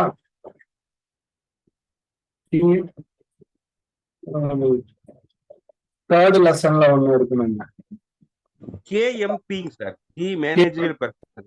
Key managerial person. அதுல யாரெல்லாம் வருவாங்கன்னு பாத்தீங்கன்னா டைரக்டர்ஸ், டைரக்டர், அடுத்தது செக்ரட்டரி, மேனேஜர், செக்ரட்டரி, இவங்க எல்லாம் வருவாங்க. Manager, secretary, key managerial person அப்படின்னு அவங்க லெவல்ல ஃப்ராடு நடக்கிறது. இதுதான் வந்து பெரிய ஃப்ராடுங்க இல்லையாங்க. இது வந்து ஆடிட்டோட துணையுடனும் நடக்குங்க சில இடங்கள்ல எல்லாம். அப்போ அவரு என்ன பண்றதுன்னு தெரியாது. அவரு நம்ம அப்பாயின்ட் பண்ண யாருக்கு லாயலா போகணும் அப்படின்னா ஷேர்ஹோல்டருக்கு லாயலா போகணும். அப்படின்றப்போ என்கிட்ட அவரால் முடியாது, வேற வழியே இல்லாம தான். அதாவது கோர்ட்ல வாதாடுறப்போ, அதாவது உண்மையாவே குற்றம் செய்யப்பட்டவனுக்கு வாதாடுற வக்கீல் மாதிரிதாங்க. அப்படிதான் அவரோட ரோலும் அப்படிதான் இருக்கும் இல்லையாங்க. இவன் தான் தப்பு பண்ணியிருக்கான்னு தெரியும், இருந்தாலும் அவரோட வாத திறமையினால அவர் ஜெயிப்பாரு. அது மாதிரி நடக்கும். இவரோட திறமையினால அந்த ஃப்ராடு வெளியில தெரியாம பாத்துக்காங்க. சம்பாட்டு ஏதாவது ஒரு தருணங்கள்ல அது வெடிக்கத்தான் செய்யும். அது மாதிரி வெடிச்ச நிறைய கேசஸ் இருக்குங்க. இந்தியாவிலேயே பல கேசஸ் எல்லாம். சத்தியம் ஸ்கேம்ங்கிறது உங்களுக்கே தெரியும். அது இல்லாம ஹர்ஷத் மேத்தா அவங்களோட ஃப்ராட்ஸ் இதெல்லாமே இதுலதான் கொண்டு வராங்க. The procedure to alter the books of account. Alter the books of account. சரி, இதுக்கு என்ன தண்டனை ஏதாவது இருக்கா அப்படின்னு நம்ம சொல்லலாம். இதுக்கெல்லாம் தண்டனை இருக்கா அப்படின்னா சிவில் வழக்கு தான் இருக்குங்க, கிரிமினல் வழக்கு இல்லைங்க.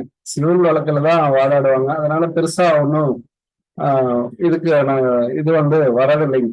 அதாவது தண்டனைகள் அப்படின்றது வரதில்லை. ஆனா உண்மையாவே வந்து மக்களை ஏமாத்துறது வந்து தவறுதாங்க. அதுக்கு கிரிமினல் ஜஸ்டிஸ்ல வித்தியாசமா வச்சிருக்காங்க, இதுல பெரும்பாலும் இருக்கிறது இல்ல.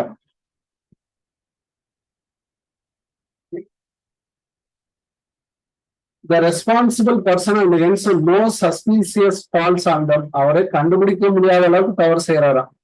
அப்படின்றப்ப ஒண்ணுமே செய்ய முடியாது. ஓனரே தப்பு செய்யறாரு அப்படின்றப்ப என்ன செய்ய முடியும்? Director also owner of the shareholder, ஷேர் ஹோல்டர்களுடைய பார்ட் தாங்க, அவரும் ஒரு பார்ட் தான். இருந்தாலும் அவர் தப்பு செய்யறாரு. It will increase or decrease the amount of profit. அவர் வந்து குறைச்சு காட்டுறாரு, அதிகமா காட்டுறாரு அப்படின்றப்போ it is a personal objective. இது நார்மலா பாத்தீங்கன்னா ஹை ஆபீசியல்ஸ் தான் செய்யறாங்க, high officials. Okay, this is very difficult for the auditor to identify such fraud which may due to manipulation of accounts. அப்ப இதுவும் அவருக்கு ரொம்ப கடினம் தான், மிக கடினம் அப்படின்ட்டா. இதெல்லாம் கண்டுபிடிச்சு சொல்ற அளவுக்கு மிக கடினம். அதுக்கு ப்ராப்பரா ரெக்கார்ட்ஸ் பண்ணிட்டாங்க அப்படின்னா நம்ம ஒண்ணுமே செய்ய முடியாது இல்லையாங்க.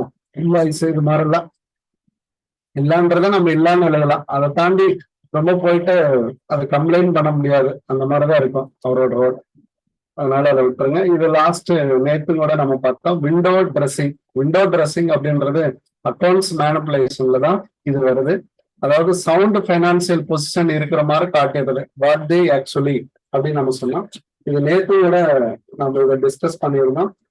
இதுல என்ன சொல்ல வரோம் அப்படின்னு பாத்தீங்க அப்படின்னா, என்ன ஆக்சுவல் பொசிஷனோ அதை காட்டாம நம்ம என்ன செஞ்சிடறோம் அப்படின்னா உயர்த்தி காட்டுறதுங்க, உயர்த்தி காட்டுதல் அப்படின்றத நேற்று சொல்லியிருந்தோம்.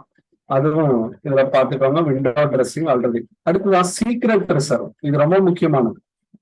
சீக்ரெட் ரிசர்வ் இது எங்க டிஸ்க்ளோஸ் பண்ணணும் அப்படின்னு பாத்தீங்க அப்படின்னா, annual ரிப்போர்ட்ல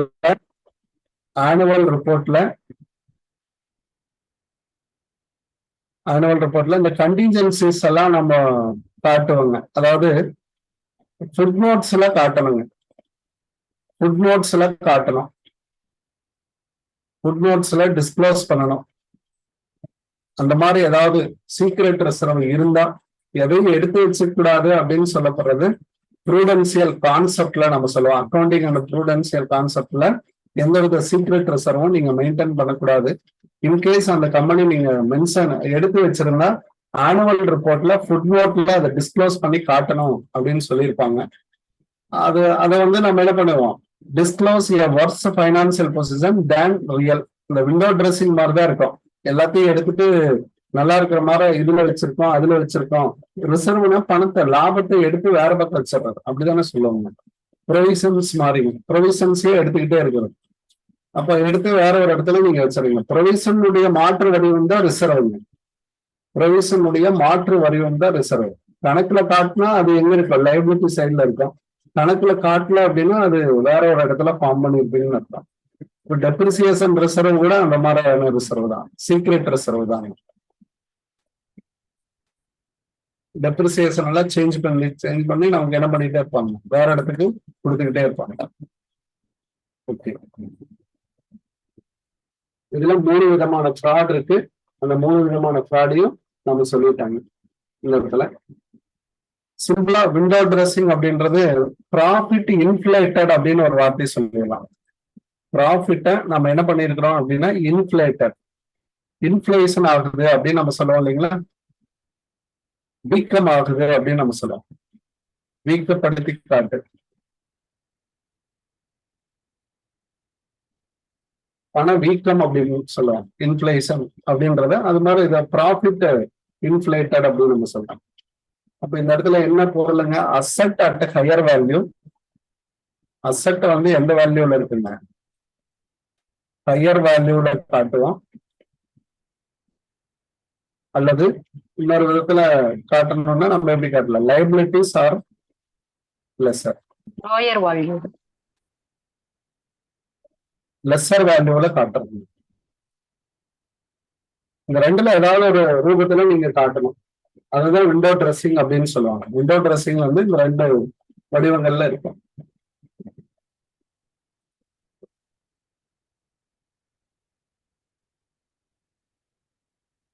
okay, classification of audit. இது அடுத்த ஒரு இம்பார்ட்டன்டான ஏரியா. இதை பத்தி ஒவ்வொன்றா நம்ம டீட்டெயிலா படிக்கிறதுக்கு முன்னாடி ஃபர்ஸ்ட் என்னென்ன அப்படின்றத பத்தி நான் சொல்லிடுறேன். அதுக்கப்புறம் கீழே படிச்சுட்டு போறது நமக்கு ஈஸியா இருக்கும்.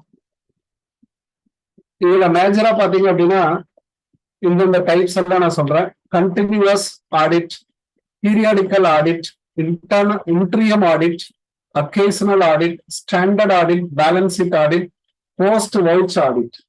போஸ்ட் வவுச் ஆடிட் அப்படின்னு நம்ம சொல்லலாம். இது இல்லாம கவர்மெண்ட் ஆடிட், கமர்ஷியல் ஆடிட்னு இருக்கும். கவர்மெண்ட்டுக்கு செய்யக்கூடியது கவர்மெண்ட் ஆடிட், கவர்மெண்ட் கம்பெனிஸ் நம்ம செய்யக்கூடியது கவர்மெண்ட் ஆடிட் அப்படின்னு சொல்லுவோம். கமர்ஷியல் ஆடிட், சேலரிடு அக்கௌண்டன்ஸ் எல்லாம் இருக்காங்க பாத்தீங்களா, இண்டிபெண்டா ஒரு ஆடிட் பண்ணிட்டாங்க அப்படின்னா அதெல்லாம் கமர்ஷியல் ஆடிட் அப்படின்னு நம்ம சொல்லலாம். இப்ப நாமெல்லாம் சேலரிடு கிளாஸ் இருக்கோம், அவங்க ஒரு ஆடிட்டர்கிட்ட வச்சு ஒரு ஆடிட் பண்ணிட்டாங்க, அவங்களோட வரவு செலவுலாம் ஆடிட் பண்ணிட்டாங்கன்னா அதெல்லாம் கமர்ஷியல் ஆடிட் அப்படின்னு சொல்றாங்க. அவங்களுக்கு கமர்ஷியல் ஆடிட்னு பேருங்க. இது மாதிரி ஒவ்வொன்றும் சொல்லிட்டு வரலாம்.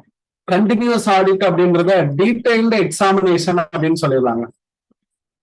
டீடைல்டு எக்ஸாமினேஷன் சார் விரிவா இருக்கும் சார், அவ்வளவுதாங்க. அது எப்படி இருக்கும் அப்படின்னா ரெகுலர் இன்டர்வல்ல இருக்கும்.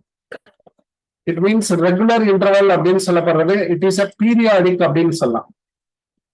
ரெகுலர் இன்டர்வல்ல பண்ணிடுங்க எக்ஸாம். ரெகுலர் இன்டர்வல் அப்போ அது எந்த அடிப்படையில் இருக்கும் அப்படின்னா 1 month 3 months இருக்கா நீங்க பண்ணிட்டீங்கன்னா போதும். இந்த auditor visit the client business ஹவுஸுக்கே வருவாரு இல்லையாங்க. ஆடிட்டர் நேரா உங்க இடத்துக்கே அந்த ரெகுலர் இன்டர்வல் அந்த மாசம் அப்படின்னா அந்த மாசத்தினுடைய ஒரு தேதியில வருவாரு. அவர் அந்த இயருக்கு உண்டான அல்லது அந்த பீரியடுக்கு உண்டான புக்ஸ் எல்லாம் செக் பண்ணி பார்த்து டிரான்சாக்சன் எல்லாம் வெரிஃபை பண்ணி பார்த்துட்டு போவாரு. இது ரொட்டீனா நடக்கும், எல்லா கவர்மெண்ட் இதுலயும் நடக்கும், ஆபீசஸ்லயும் நடக்கும். அது ஒரு இன்டர்னல் செக்ல ஒரு பாயிண்டா வச்சுப்பாங்க. இன்டர்னல் செக்ல ஒரு எக்ஸாமினேஷன் பாயிண்டா வச்சுக்குவாங்க. அது யூஸ்ஃபுல்லா பண்ணக்கூடிய ஒரு control system, internal control system அப்படின்னு சொல்லலாம். At the end of the financial பீரியட்ல the auditor check the remaining transaction 3 பிரிவா பண்ணிடுவாரு. அப்ப 4வது பிரிவுல எல்லாத்தையும் ஒன்னு சேர்த்துருவாரு. விச் இஸ் நாட் செக்டு ஏதாவது இருந்துச்சு அப்படின்னா அதையும் செக் பண்ணிட்டு இந்த ப்ராஃபிட் அண்ட் லாஸ் அக்கௌண்ட் அந்த பேலன்ஸ் ஷீட்டை கொடுத்துருவாரு. இதுதான் கண்டினியூஸ் ஆடிட். பெரிய பெரிய நிறுவனங்கள் எல்லாம் கண்டினியூஸ் ஆடிட் தான் எடுப்பாங்க. அடுத்தது வால்யூம் ஆஃப் டிரான்சாக்சன் பெருசா இருந்தது. டிரான்சாக்சன் நிறைய டிரான்சாக்சன் இருக்கு சார், இயர் எண்ட்ல நம்மளால முடிக்க முடியாது அப்படின்னு நீங்க நினைச்சீங்க அப்படின்னா அதையெல்லாம் பீரியாடிக்கல் ஆடிட்ல கொண்டு போகக்கூடாது, கண்டினியூஸ் ஆடிட்ல தான் நம்ம கொண்டு போகணும். புரியுதாங்க? கண்டினியூஸ் ஆடிட்ல தான் கொண்டு போகணும். அடுத்துதான் ஃப்ராட் அண்ட் எரர் ஈஸியா உங்களால லொக்கேட் பண்ண முடியும். கண்டினியூஸா வரப்போ அப்போதுக்கு அப்பயே நீங்க சரி பண்ணிடலாங்க. பீரியாடிக்கல்ல எப்படி இருக்கும் அப்படின்னா எண்ட் ஆஃப் த இயர்ல தான் இருக்கும். இது end of the financial period. Periodical அப்படின்றது end of financial period, financial year. அதுல இருக்கிறது தான் பீரியாடிக்கல் ஆடிட் அப்படின்னு நம்ம சொல்லுவோம். அப்போ பேலன்ஸ் ஷீட்டும் ப்ராஃபிட் அண்ட் லாஸ் அக்கௌண்டையும் நம்ம ப்ரிப்பேர் பண்ணி ஆடிட்டர் கொடுக்குறாரு அப்படின்னா அது மட்டும்தான். அப்போ எவ்வளவு டைம் விசிட் பண்ணுவாரு அப்படின்னு பாத்தீங்கன்னா once in year auditor visit to the places. சின்ன நிறுவனங்களா இருந்தா அதையுமே வரமாட்டாரு. அப்போ கிளையண்டோட பிசினஸ் ஹவுஸுக்கு ஒரே ஒரு வாட்டி வந்தா அவர் பீரியாடிக்கல் ஆடிட்னு அர்த்தம். ஃப்ரீக்வெண்ட் இன்டர்வல்ல வந்தாரு அப்படின்னா அது கண்டினியூஸ் ஆடிட் அப்படின்னு அர்த்தம். ஒரே சிட்டிங்ல கண்டினியூஸா பண்ணி முடிச்சிட்டாரு அப்படின்னா அது பீரியாடிக்கல் ஆடிட். ஒரே சிட்டிங் அப்படின்னு நான் சொல்றேன் இல்லைங்களா, அந்த ஒரே சிட்டிங் அப்படின்றது எதை குறிப்பிடும் அப்படின்னு பாத்தீங்கன்னா இயர் எண்ட்ல நடத்தக்கூடிய ஆடிட் தான் குறிப்பிடும். Periodical audit is and year end audit அப்படின்னு நம்ம சொல்லலாம். இந்த ரெண்டுக்கு டிஃபரன்ஸ் புரியுதாமா? கண்டினியூஸ்க்கும் பீரியாடிக்கும். அந்த ரெகுலர் இன்டர்வல்ல இடைவெளி அப்படின்னு சொல்லலாம். அந்த இடைவெளியில வந்துகிட்டே இருப்பாரு. 3 மாசத்துக்கு ஒருக்கான 3 மாசத்துக்கு ஒருக்கா கிளையண்டோட ஆபீஸ்க்கு இருந்து அதெல்லாம் பார்த்து கம்ப்ளீட் பண்ணி கொடுத்துட்டு போவாரு. இன்ட்ரியம் ஆடிட் இது ரொம்ப முக்கியமான ஆடிட்டுங்க. அதாவது சென்ற ஆண்டு 2022 ஒரு ஃபைனல் ஆடிட், ஒரு பீரியாடிக்கல் ஆடிட்டை முடிச்சிட்டீங்க. பீரியாடிக்கல் ஆடிட்டை நம்ம முடிச்சிட்டேன். அப்ப எண்டுன்னு அர்த்தம். ஃபைனல் ஆடிட் அப்படின்னு கூட நம்ம சொல்லலாம் இல்லைங்களா. ஃபைனல் ஆடிட்டை நான் கம்ப்ளீட் பண்ணிட்டேன் சார் 2023 மார்ச் அப்படின்னு வச்சுக்கோங்க. இதெல்லாமே மார்ச் அப்படின்னு வச்சுக்கலாங்க. ஓகே, இந்த வருஷத்துக்கானதையும் நான் வந்து ஃபைனல் ஆடிட்டை முடிச்சிட்டேன் சார். ஃபைனல் ஆடிட்டை நான் முடிச்சிட்டேன் அப்படின்னா இது ரெண்டுமே பீரியாடிக்கல் ஆடிட் தான். இந்த ரெண்டுக்கும் நடுவுல ஏதாவது ஒரு தருணத்துல இப்போ 2022 மார்ச்ன்றது 23 மார்ச்சுக்குள்ள இன்பிட்வீன் பாருங்க, நடுவுல ஏதேனும் ஒரு டேட்ல எனி ஆடிட் இஸ் கண்டக்டட் அப்படின்னா அந்த ஆடிட் இஸ் கண்டக்டட் அப்படின்னா that is called interim audit. Interim audit அப்படின்னு நம்ம சொல்லலாம். 2 ஆண்டு தணிக்கைகளுக்கு இடையில் நடக்கக்கூடிய ஒரு தணிக்கை அப்படின்னா அந்த தணிக்கை இடைக்கால தணிக்கை என்று அழைக்கப்படும். இதுக்கு பேரு நம்ம என்னன்னு சொல்லலாம், இடைக்கால தணிக்கை. இடைக்கால தணிக்கை என்ன பர்பஸ் சார் இடைக்கால தணிக்கை பண்ணுவாங்க அப்படின்னா, பர்பஸ் அதையும் நம்ம எடுத்துக்கலாம்.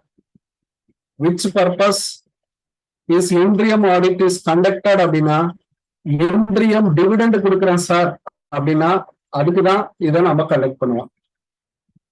இன்ட்ரியம் டிவிடெண்ட நம்ம அனௌன்ஸ் பண்ணணும்.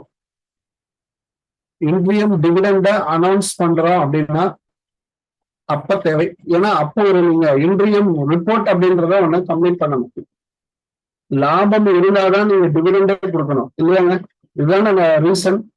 லாபம் இருந்தா நீங்க என்ன பண்ணணும், டிவிடெண்ட் கொடுக்கணும். அப்ப லாபம் இருக்கிறத கண்டுபிடிக்கணும் அப்படின்னா அந்த டேட்ல நீங்க ஆடிட் பண்ணாதான் லாபம் இருக்கிறத கண்டுபிடிக்க முடியும். அப்போ அட்ஜஸ்டட் P&L அக்கௌண்ட் அப்படின்ற ஒண்ணு கண்டுபிடிச்சு அதுல ப்ராஃபிட் இருக்கு, அதனால நான் உங்களுக்கு இன்ட்ரியம் டிவிடெண்ட் இடைக்கால பங்காதாயம் கொடுக்குறேன் அப்படின்னு நம்ம சொல்லுவோம். இடைக்கால பங்காதாயம் கொடுக்குறேன் அப்படின்னு நம்ம சொன்னோம் அப்படின்னா அதை அனௌன்ஸ் பண்ணணும் அப்படின்னு நீங்க எதிர்பார்த்தீங்க அப்படின்னா அதுக்காக செய்யக்கூடியதான் இன்ட்ரியம் ஆடிட். இது வந்து ரிப்பீட்டடா நிறைய எக்ஸாம்ல கேட்ட ஒரு question. Is it clear? Interim audit அப்படின்றதுல டவுட்ஸ் இருக்கா உங்களுக்கு? Sir excuse me sir. சொல்லுங்க சார், இந்த இன்ட்ரிம் ஆடிட் வந்து கம்பல்சரி ஒவ்வொரு வருஷத்துக்கு நடுவுல எடுக்கணுமாங்க சார்? அதாவது 6 மாசத்துக்கு ஒருக்கா வர மாதிரி இது வந்துட்டே இருக்கணுங்களா?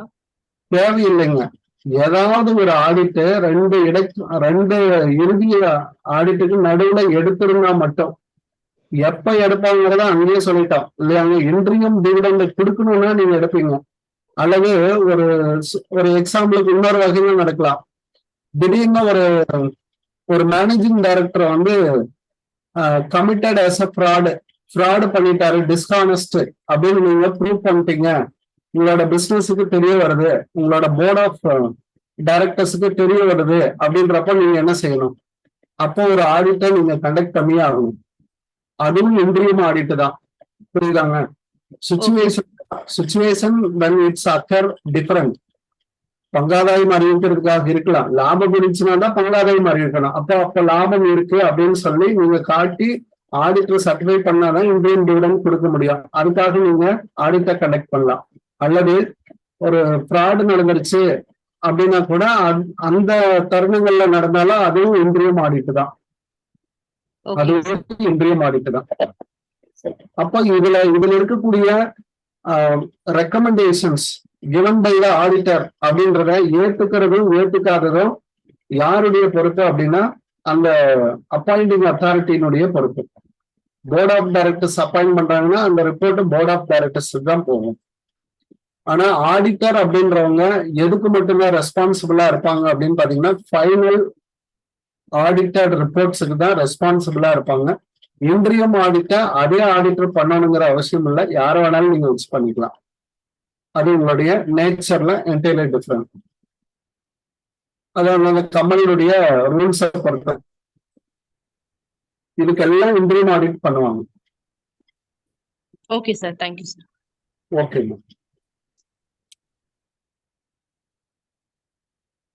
அதே மாதிரி அசெட் அண்ட் லைபிலிட்டிஸ வேல்யூ பண்ணணும். அசெட்ஸ் அண்ட் லைபிலிட்டிஸ நீங்க வேல்யூ பண்ணணும் அப்படின்னு நீங்க நினைச்சீங்கனாலும் இதுதான் பண்ணணும். Value at any point of time. Year end இல்லாம ஏதாவது ஒரு பாயிண்ட் ஆஃப் டைம்ல என்னுடைய சொத்துக்களையும் பொறுப்புகளையும் மறுமதிப்பீடு செய்யறேன், ரீவேல்யூ பண்றேன் அல்லது மதிப்பீடு செய்யறேன் அப்படின்னு நீங்க ஏதாவது ஒண்ணு எடுத்தீங்க அப்படின்னா அப்ப வந்து செய்யக்கூடியது இன்ட்ரீம் ஆடிட் தான்.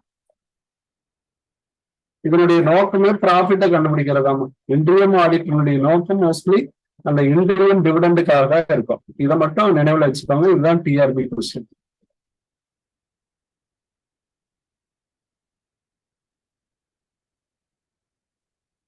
Okay fine. அடுத்ததான் அக்கேஷனல் ஆடிட். இதுக்கும் டிஃபரெண்ட் பாருங்க. அக்கேஷனல் ஆடிட் இது வந்து ஃபெமிலியர் யாருக்கு அப்படின்னா சோல் ட்ரேடருக்கு தான் ஃபெமிலியர். ஃபெமிலியர் சோல் ட்ரேடர்ல தான் பண்ணுவாங்க. Soul trader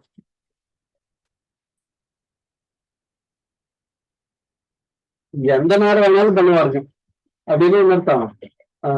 proprietor suspect fraud. Proprietor என்ன நினைக்கிறாரோ அப்பெல்லாம் பண்ணிடுவார். எப்பெல்லாம் அவர் சஸ்பெக்ட் பண்றாரோ ஃப்ராடு நடந்துருச்சு அப்படின்னு சஸ்பெக்ட் பண்றாரோ அப்பெல்லாம் ஆடிட் பண்ணுவார். ஒரு எம்ப்ளாயி ஏதாவது ஒரு கையாடல் பண்ணிட்டா கூட போடுங்க, ஒரு ஆடிட்டர் கூப்பிட்டு அதெல்லாமே வெரிஃபை பண்ணுங்க, என்னாச்சு ஏதாச்சுன்னு சொல்லுங்க அப்படின்றவர். நற்கடையில தான் அதிகமா நடக்குது. அதெல்லாம் ப்ராப்பரா பார்த்துக்கிட்டே இருப்பாங்க. இதெல்லாம் occasional audit. whenever the proprietor suspected அப்பெல்லாம் நீங்க this audit is conducted. அதுக்கு நடுவுல ஒரு தடவை தான்ன்றது இல்லை, எத்தனை தடவை வேணாலும் நடத்துவார்.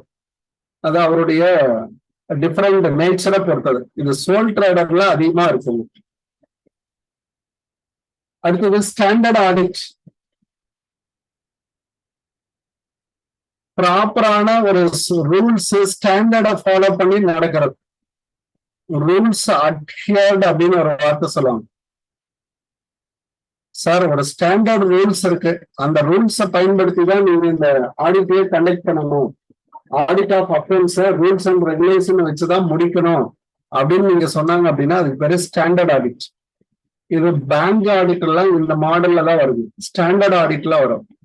பேங்குக்குன்னே பாத்தீங்கன்னா set of rules and regulation, audited regulation given by யாரு கொடுப்பாங்க அப்படின்னா ஆர்பிஐ கொடுக்கும். RBI is given set of ரூல்ஸ்ங்க, செட் ஆஃப் ரூல்ஸ்.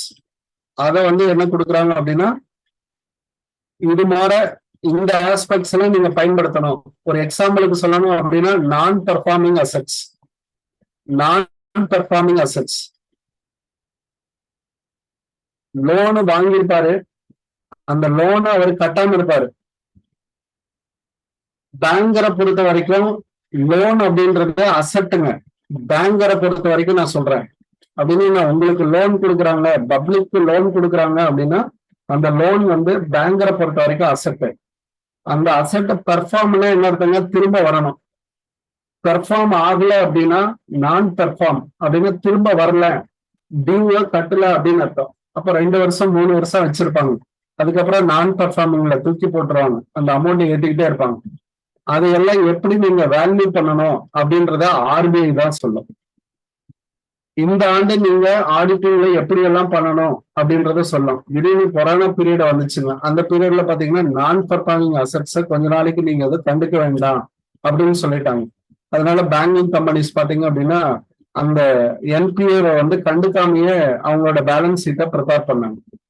அவ்வளோக்கா இம்பார்ட்டன்ஸ் இல்லாம ஒரு பண்ணாங்க. அதுக்கப்புறம் மறுபடியும் ரெக்கவரி பார்த்து அதுக்கப்புறம் மறுபடியும் வந்தது போனதெல்லாம் நான் பெர்ஃபார்மிங்க கண்டுபிடிப்பாங்க.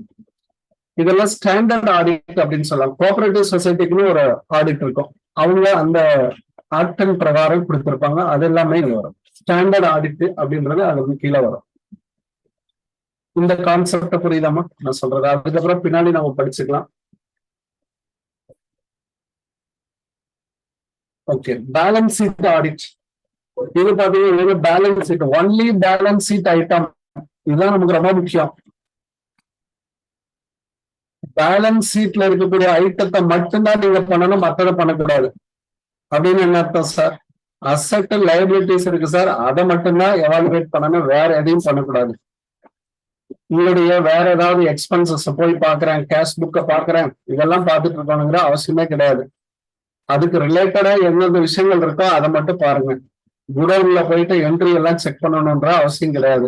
பேலன்ஸ் ஷீட் ஆடிட்டுங்கிறது சிம்பிளி பேலன்ஸ் ஷீட் ஐட்டத்தை மட்டும் நீங்க எடுத்துக்கிறீங்க அப்படின்னா no detail audit is conducted. நல்லா புரிஞ்சுக்கோங்க. இதுல டீடைல் ஆடிட்டா இருக்காது, கண்டினியூஸ் ஆடிட் மாதிரி இருக்காது. No detail audit is conducted but all balance sheet accounts and other profit and loss item which are directly connected to the balance sheet அதை மட்டும்தான் நம்ம என்ன பண்ணுவோம், viewed, properly viewed and examined the auditing purpose. Not directly involved அப்படின்ற category எல்லாம் நம்ம எடுத்துக்கவே மாட்டோம். அதெல்லாம் இந்த இடத்துல நம்ம சொல்றோம். இதெல்லாமே பாத்தீங்கன்னா இன்டர்னல் கண்ட்ரோல் சிஸ்டத்துலதான் இந்த மாதிரி ஆடிட்டிங் எல்லாம் பண்ணுவாங்க. அதெல்லாம் பேலன்ஸ் ஷீட் ஐட்டத்தை மட்டும் ப்ராப்பரா பாத்துக்கணும். Post and vouch. Post and vouch அப்படின்னு வவுச் அப்படின்றத வவுச்சர் அப்படின்னு அர்த்தம். வவுச்னா வவுச்சர் சான்றாய்வு, அதாவது சான்றாண்மை அப்படின்னு சொல்லுவோம்.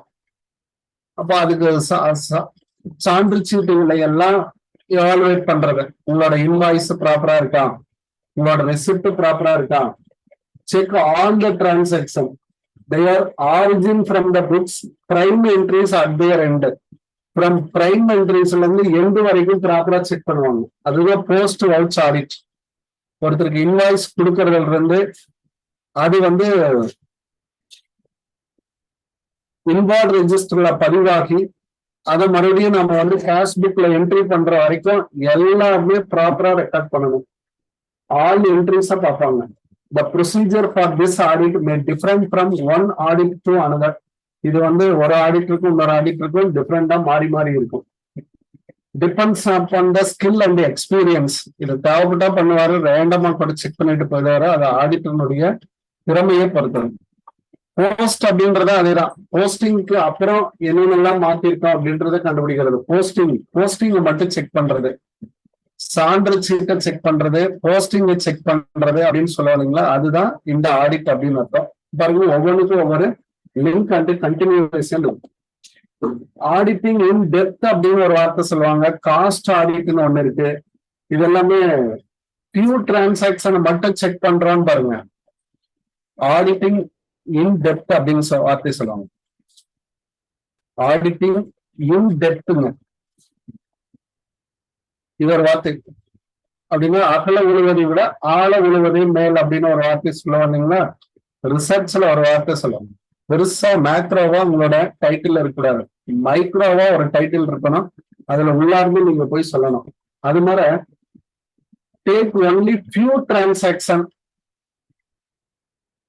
டிரான்சாக்சனை மட்டும் எடுத்துக்கோங்க. பியூ டிரான்சாக்சன் செக்டு இன் டீடைல் அப்படின்னு சொல்லுவாங்க.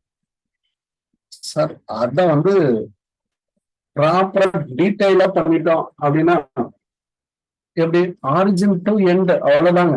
ஆரிஜின் டு எண்ட், எப்ப தொடங்குச்சு எப்ப முடிஞ்சுது அப்படின்றது வரைக்கும் நம்ம பண்ணிடுவோம். இதெல்லாம் பாத்தீங்கன்னா சொத்துக்களை வாங்குறது, ஃபாரின் டிரான்சாக்சன் எல்லாம் இப்படிதான் பண்ணுவாங்க. ஃபாரின் டிரான்சாக்சன்லாம் இந்த மாதிரிதான் பண்ணுவாங்க. Check the efficiency of the internal check system and control அப்படின்னு இருக்கும். எங்க போனாலும் உங்களுக்கு அந்த இன்டர்னல் கண்ட்ரோல் சிஸ்டம் அப்படின்றத வந்துகிட்டே இருக்கும்.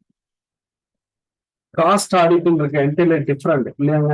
Verification of cost accounts and check the adherence of cost accounting plan அப்படின்னு அர்த்தம். காஸ்ட் அக்கௌண்டிங்ல இருக்கக்கூடிய எல்லா பிளான்ஸையும் செக் பண்ணி அதுல காஸ்ட் சீட்டு தான் அதனோட ரிப்போர்ட்டுங்க. அந்த ரிப்போர்ட்டை நீங்க வெரிஃபை பண்றது, அதுதான் காஸ்ட் ஆடிட் அப்படின்னு அர்த்தம்.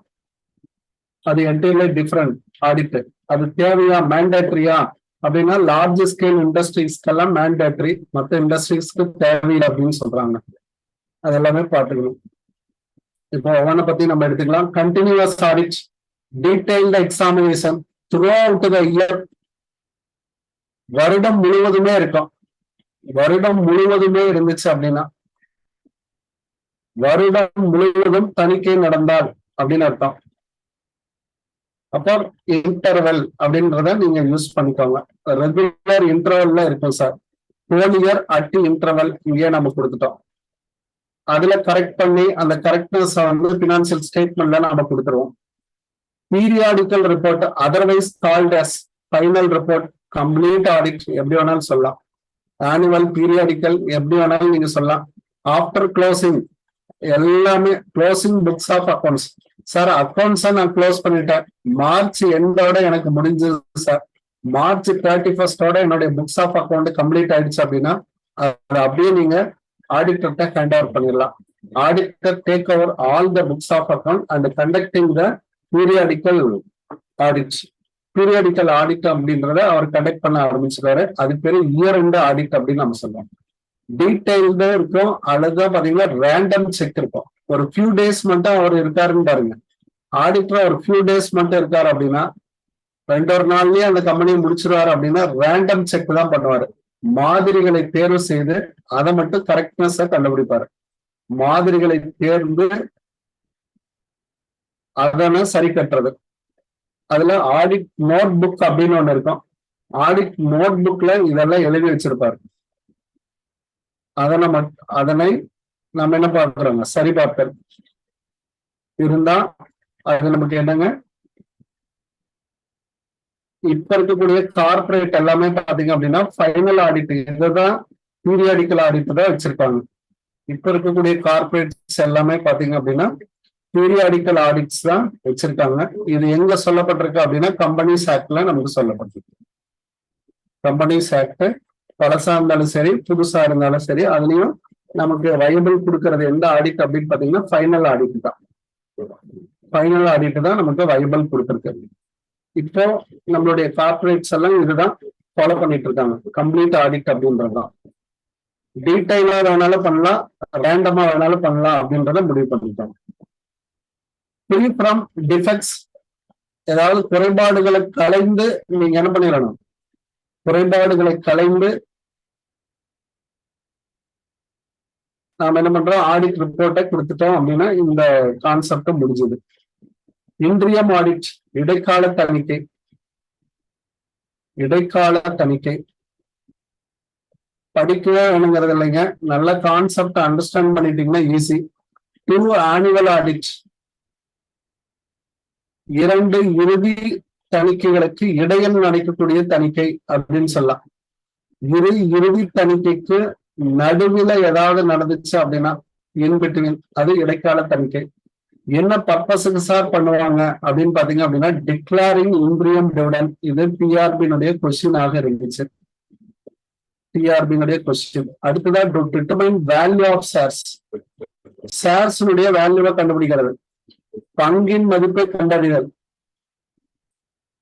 பங்கின் மதிப்பை கண்டறிதல். இன்ட்ரியம் அதாவது இது என்னன்னு சொல்ல, intrinsic value of, intrinsic value of shares அப்படின்னு நம்ம சொல்லுவோம் இல்லையாங்க. ஷேர்ஸ்ங்கிறப்ப இந்த இன்ட்ரின்சிக் வேல்யூ எது சொல்லுவோம் அப்படின்னா அசெட் அண்ட் லைபிலிட்டி எடுத்துப்போம். நம்மளுடைய அசெட் அண்ட் லைபிலிட்டியினுடைய அடிப்படையில அதை மதிப்பீடா வச்சு நம்மளுடைய ஷேர்ஸை மதிப்பீடு செய்வோம். எப்ப இது நடக்கும் அப்படின்னு பாத்தீங்கன்னா when it comes into accusation, accusation நடக்கிறப்பயோ மெர்ஜர் நடக்கிறப்பயோ தான் இந்த மாதிரி கண்டிஷன் நமக்கு வரும். நம்மளோட கம்பெனி இன்னொரு கம்பெனியோட மெர்ஜ் பண்றோம் அல்லது இன்னொரு கம்பெனிக்கு நம்ம விற்க போறோம் நம்மளோட கம்பெனி அப்படின்னா அப்போ வேல்யூ ஆஃப் ஷேர்ஸை நீங்க கண்டுபிடிப்பீங்க. இன்ட்ரின்சிக் வேல்யூ அப்படின்ற மெத்தட்ல நீங்க கண்டுபிடிப்பீங்க. இது நமக்கு கார்பரேட் அக்கௌண்டிங்ல இருக்கும். அப்போ கண்டக்ட் பண்ணக்கூடிய ஆடிட் இன்ட்ரியம் ஆடிட். இந்த 2 சிச்சுவேஷன்ஸை நல்லா பார்த்துக்கணும். அக்கேஷனல் ஆடிட், ஸ்பெஷல் ஈவெண்ட், சிறப்பா இருக்கும் அந்த ஒரு அந்த அந்த ஈவெண்ட் நடந்தாதான் அதுக்குன்ட்டு நம்ம கண்டக்ட் பண்றது அப்படின்னு அர்த்தம். For example audit is conducted participate on admission. பாருங்க, அட்மிஷன் அப்போ அட்மிஷன் எப்போ வரும்னு தெரியாது இல்லைங்களா. புதிய கூட்டாளி எப்ப சேர்ப்போங்கிறது தெரியாது. புதிய கூட்டாளி என்ன 10 வருஷத்துக்கு ஒருக்கா கூட சேர்க்கலாம், 5 வருஷம் இருக்கலாம், எப்ப வேணாலும் நடக்கலாம். புதிய கூட்டாளி சேர்ப்புங்கிறது அந்த ஈவெண்ட்ங்கிறது என்னைக்காவது ஒரு நாள் தான் நடக்கும். அப்போ அந்த இதை நாம சேர்க்கிறது அப்போ கண்டக்ட் பண்ணோம் அப்படின்னா அதுக்கு பேர் அக்கேஷனல் ஆடிட். கவர்மெண்ட் ஆர்டர் அல்லது கவர்மெண்டே கோர்ட்டே ஆர்டர் போடும் அல்லது கவர்மெண்ட் ஆர்டர் போட்டு நடத்த சொல்லலாம். அப்பெல்லாம் கூட அக்கேஷனல் ஆடிட் நடக்கும், பார்த்துக்கோங்க. ஸ்டாண்டர்ட் ஆடிட் அப்படின்றது டீடைல்டு செக். முழுமையான சரிபார்ப்பு. முழுமையான சரிபார்ப்பு. அதுல சர்டைன் டிரான்சாக்சன் ஒன்லி, குறிப்பிட்டதை மட்டும் பண்ணுவாங்க. Remaining transaction R subjected to sample check. மற்றதெல்லாம் சாம்பிளா பண்ணிடுவோம். அதுல ஒரு சில டிரான்சாக்சனை பண்ணுவோம். ப்ரொவைடட் there is, இது வந்து யார் கொடுக்கப்பட்டிருக்கணும் அப்படின்னு பாத்தீங்கன்னா, ரூல்ஸ் adhered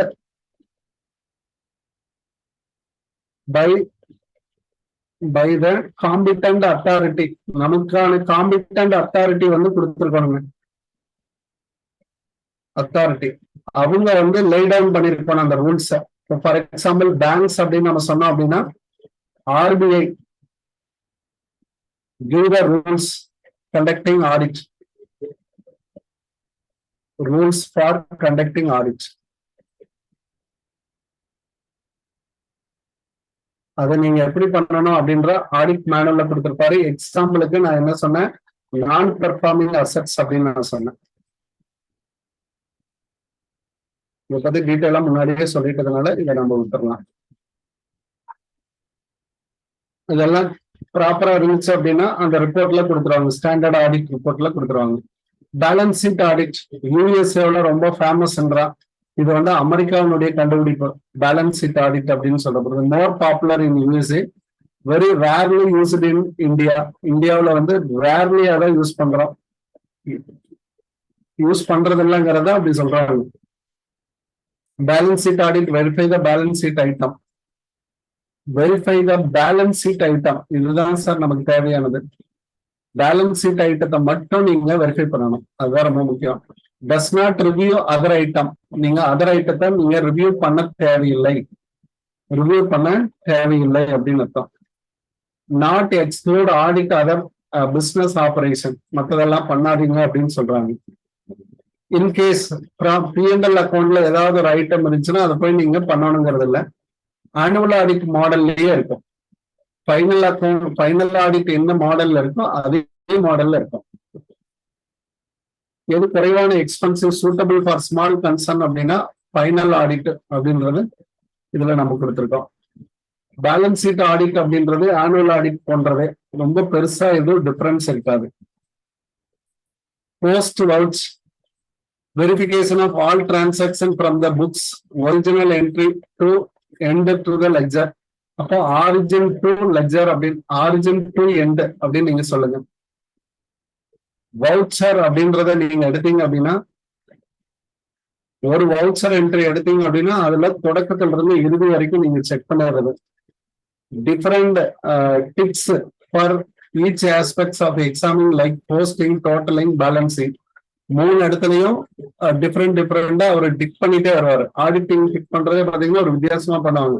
நாமெல்லாம் தப்பு, டீச்சர்ஸ் பாத்தீங்க அப்படின்னா தப்பு போடுறது இப்படி போடுவோம். ஆடிட்டிங்ல என்ன பண்ணுவாங்க அப்படின்னா இப்படிதான் போடுவாங்க, இந்த மாதிரி ஆங்கிள் தான் போடுவாங்க. நாம தவறுன்னா இப்படி அடிச்சிடுவோம், அந்த மாதிரி அடிச்சிடக்கூடாது, இப்படி அடிச்சிடுவாங்க. அவங்களோட ரியாக்ஷன்ஸே கொஞ்சம் டிஃப்ரெண்டா இருக்கும். அந்த மார்க்கிங்ல எல்லாம் போடுவாங்க. ஆடிட்டிங் பண்றப்போ பக்கத்துல இருந்தீங்கன்னா சின்ன சின்ன மார்க்கிங் மாதிரி பண்ணிட்டே வருவாங்க. இதெல்லாம் டிக்ஸ் அப்படின்னு அர்த்தம், செக் பண்ணிட்டாங்க அப்படின்றதுக்கான பொருள்.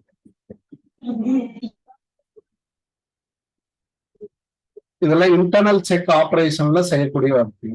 Interim dividend is conducted to declare. Interim dividend, interim audit எதுக்காக கண்டுபிடிக்கிறோம்? டிஆர்பி கொஸ்டின் அப்படின்னு சொன்னா 2002-03 வந்திருக்கு. இது எதுக்காக? டிவிடெண்டுக்காக. சுருக்கமா சொல்லணும் அப்படின்னா இன்ட்ரியம் டிவிடெண்ட் அப்படின்னு கூட நீங்க சொல்லலாம். இன்ட்ரியம் டிவிடெண்ட் அப்படின்றதுனால கரெக்ட் தான். இஷ்யூ ஆஃப் ஷேர்ஸுக்கு இருக்காது, இஷ்யூ ஆஃப் டிபெஞ்சருக்கு இருக்காது, இன்டர்னல் செக்குக்கும் கிடையாது. From the type of audit, இதுல இருந்து ஒரு கொஸ்டின் நமக்கு திரும்ப திரும்ப கேட்கறாங்கிறது இதுல நினைவுபடுத்திக்கலாம். Not statutorily required for companies in India.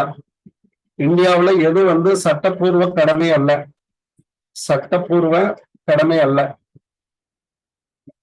இந்த ஆடிட்ட பண்ணியே ஆகணும் அப்படின்ற கடமை இல்லை, கடமை அல்ல.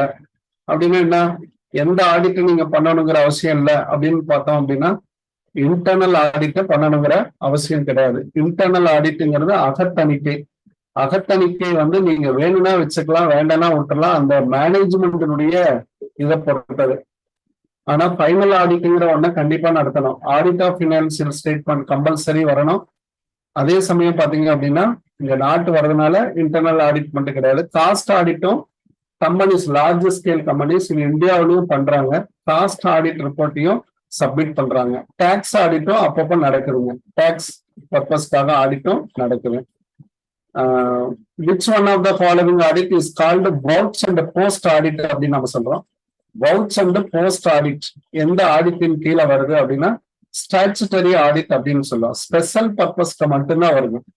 ஸ்பெஷல் பர்பஸ்க்கு மட்டும்தான் இதுல வரும். அதாவது இந்த பர்பஸ் உடைய என்ட்ரிஸை மட்டும் செக் பண்ணுங்க அப்படின்னு சொல்லுவாங்க. ஸ்டாச்சுட்டரி ஆடிட்டின் கீழே வரும். Post and vouch audit comes under statutory audit. சட்டப்பூர்வமா சட்டப்பூர்வ கடமை இதை செய்யலாம் அப்படின்னு சொல்லிட்டாங்க அப்படின்னா அதை நீங்க செய்யணும். இது யாரு? கவர்மெண்டே ஆர்டர் போடும், அல்லது கோர்ட்ல ஏதாவது கேஸ் கூட யாராவது போடுவாங்க.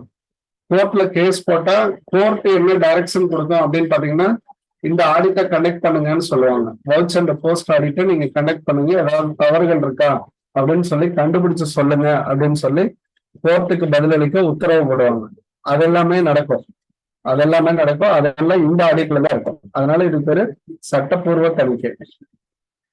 சட்டப்பூர்வ தணிக்கை அப்படின்னு சொல்லலாம். ஓகே, வேற ஏதாவது டவுட்ஸ் இருந்தா கேட்டுக்கலாங்க. நான் டைப் ஃபார் யூ. இன்னைக்கு நம்ம ஃப்ராட்ஸும் ஆடிட்டினுடைய டைப்ஸும் நம்ம பார்த்துருக்கோம். நம்ம டவுட் அண்ட் கிளாரிபிகேஷன்